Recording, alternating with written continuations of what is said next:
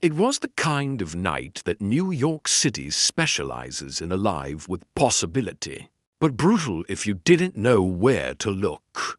The streets were thick with people, moving fast, talking louder, everyone seemingly sure of where they were headed. At least, it seemed that way to me, standing there with a cheap suit and a head full of dreams. I'd just come from another audition. No callbacks, no friendly smiles, just the same old thank you. We'll be in touch. I didn't even have the subway fare home. The audition wasn't a total disaster, I told myself, but it wasn't the kind of performance that sticks in someone's mind. It was like I'd been chasing something all night, trying too hard, saying too much, pushing when I should have pulled back. My voice was hoarse from the effort, my thoughts louder than anything around me. For a while, I just stood on that street corner, too broke to grab a cab and too tired to keep walking. The city kept moving, a relentless tide of noise. Car horns, street vendors yelling, sirens wailing in the distance, and people talking. Always talking. A young couple near me laughed as they hurried past. A man in a Yankees cap shouted into his cell phone. Everyone was going somewhere. Everyone seemed to know what they were doing. Everyone but me. I felt small, like one drop of water lost in a roaring ocean. I started muttering to myself, going over every line I delivered at the audition. If I just said it differently, if I just paused there instead of rushing, maybe if I'd shown a bit more anger. The words spilled out, one after another, until I was just another noise in the city's endless symphony. Then, just as the light changed and the cars lurched forward, I caught my reflection in a shop window. My shoulders were slumped, my tie askew, my mouth moving soundlessly. I looked exhausted, yes, but worse, I looked like someone who'd lost control of his own story. That's when it hit me. I was trying too hard to write my script before it even began. I was so busy talking to the city, to myself, to anyone who'd listen, that I drowned out my own instincts. My thoughts were a runaway train, derailing me before I could find my footing. The more I tried to fight that noise, the louder it got. I turned away from the window and started walking. The night air was cool against my face. I didn't have a plan, and for once, I didn't try to make one. I let the city buzz around me, let the chaos swirl. I didn't say a word. I let the world move. I let myself breathe. And as I walked, I realized that maybe the first step wasn't pushing harder or speaking louder. Maybe the first step was staying silent and letting the answers come naturally. The next morning, I woke up early, not because I had an audition or a shift at the sandwich shop, or anything that demanded my time. I woke up because something had changed. That restless energy, the urge to always plan, fix, and hustle, had worn me out. The constant noise in my head had reached a breaking point, and I wasn't going to start the day by letting it take over. Instead, I made coffee. I sat in a chair by the window of my small apartment and just sat. No radio, no TV, no rehearsing lines. Just the sound of a distant truck rumbling down the street, a few birds chirping, and my own steady breaths. I thought the silence would be peaceful, but it wasn't, not at first. In the stillness, The doubts came creeping back. They always did. "You wasted another audition," one voice said. "You're not cut out for this business," another chimed in. The old familiar refrains. But I didn't fight them this time. I didn't argue or try to out-talk them. I just listened and let them come. And then strangely they faded, like a fire burning out when it's not fed. I sat there a long while, longer than I'd planned. In that silence, I began to notice things I'd been too distracted to see. The way the early sunlight reflected off the neighbor's window, the rhythmic sound of my own breathing, the steady, dependable ticking of the clock on the wall. None of these things seemed profound on their own. But together, they were grounding. They were real. They were now. That became my new ritual. Each morning, I carved out time for stillness. I'd sit and let the world come to me.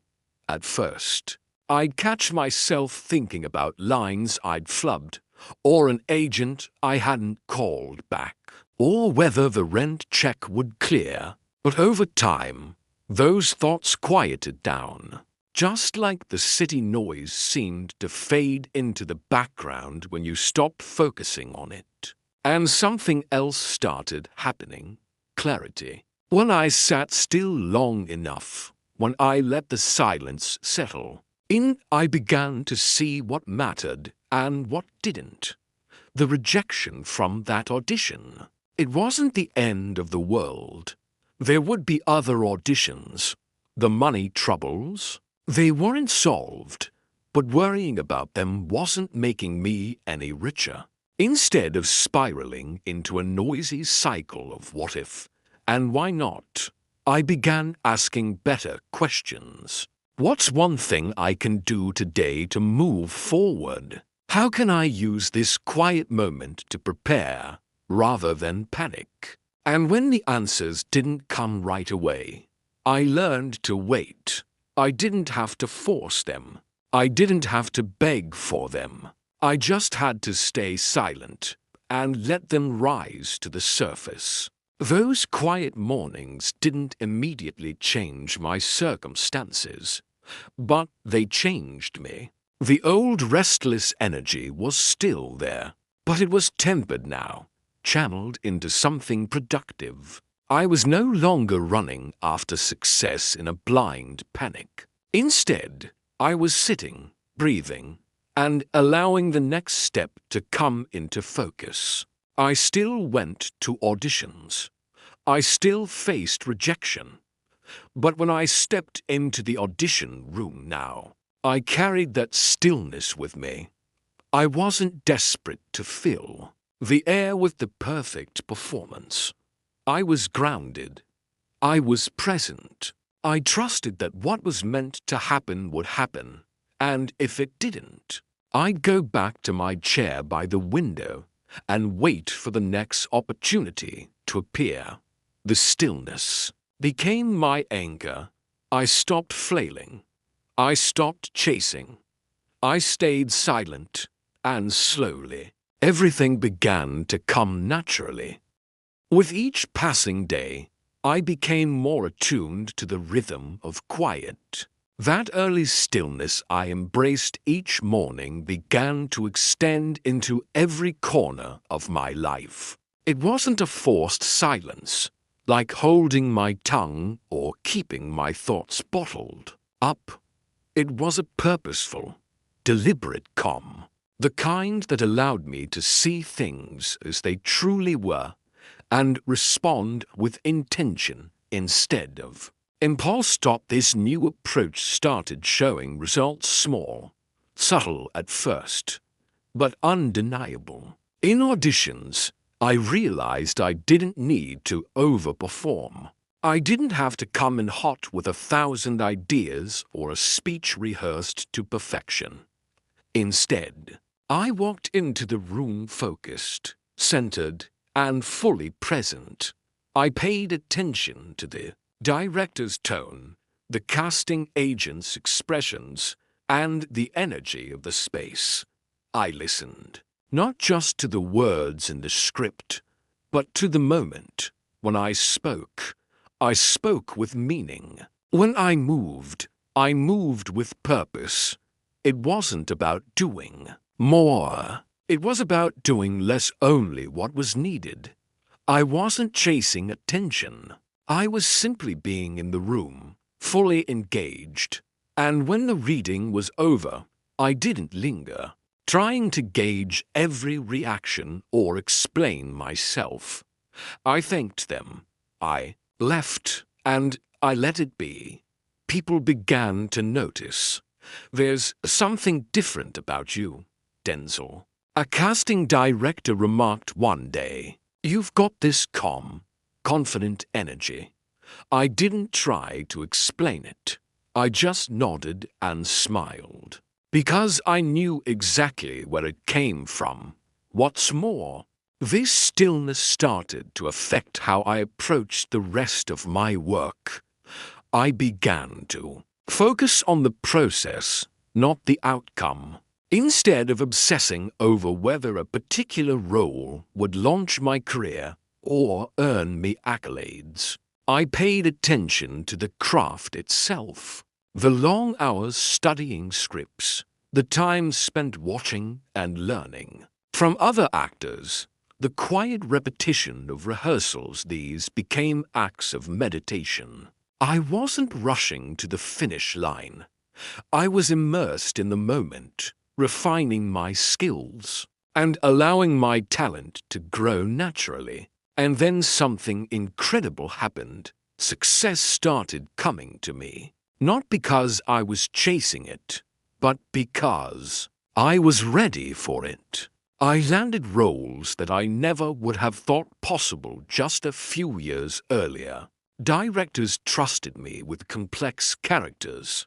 Producers saw me as someone dependable, grounded, and capable. The quieter I became in my approach, the louder my impact was on screen. This wasn't just about acting anymore.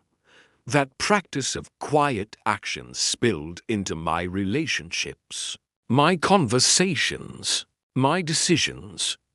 I learned the power of listening to people, to situations, to my own instincts. I stopped trying to control every detail and instead trusted that by staying focused, steady, and present, the right opportunities would continue to appear.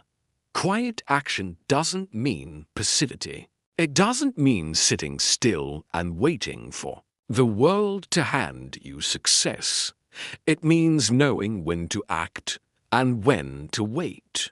It means putting in the work with full commitment, but without the frantic desperation that drives so many to burnout. It means trusting that what you do in silence, what you build in calm, will eventually shine when it's meant to. The power of quiet action changed everything for me. It turned doubt into confidence. It turned effort into achievement. It turned noise into clarity. When I stopped trying to shout my way forward, I started hearing the truth of my own voice. Years have passed since I first learned to embrace silence.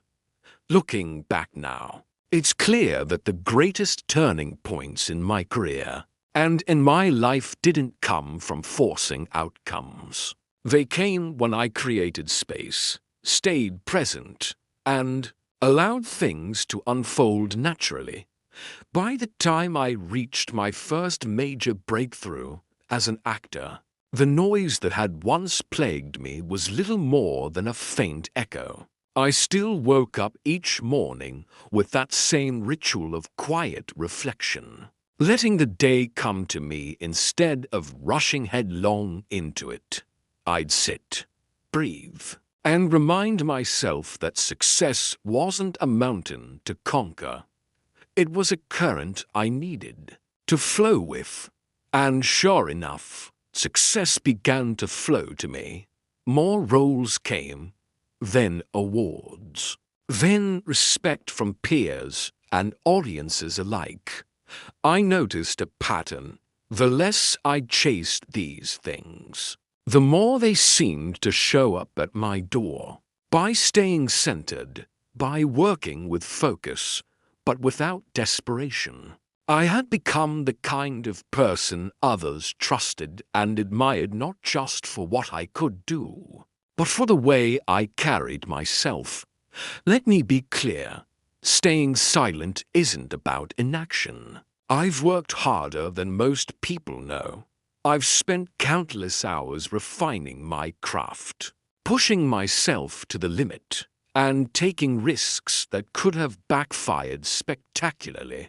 But the difference is this: I never let fear or doubt dictate my path. When those emotions crept in, and they always do, I returned to the stillness. I allowed myself to feel them, then let them pass. I stayed rooted in what mattered: the work, the process, the present moment. Success, I've learned, doesn't respond well to shouting or pleading. It doesn't come because you demand it to. It comes when you've prepared quietly, acted purposefully, and trusted the timing. It finds you when you're ready, not just in skill, but in mindset and spirit. This isn't something that's limited to acting either. It's a lesson that applies to everything: relationships, business, creative projects, whatever your dream. The principle is the same.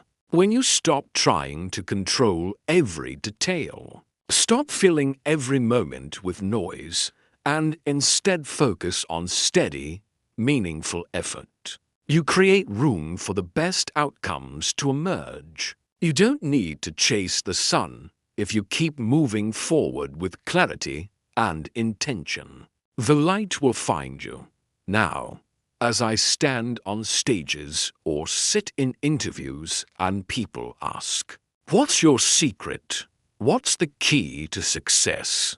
I think about those early days. The days when I stood on a crowded street corner, drowning in the noise of doubt, and made the choice to stop chasing. I tell them, stay silent, and everything will come naturally. Because in the end, the most powerful thing you can do is simply be still, listen, and let the world come to you. Success will find you not because you shouted for it, but because you created the quiet space where it could finally be heard. Tasks,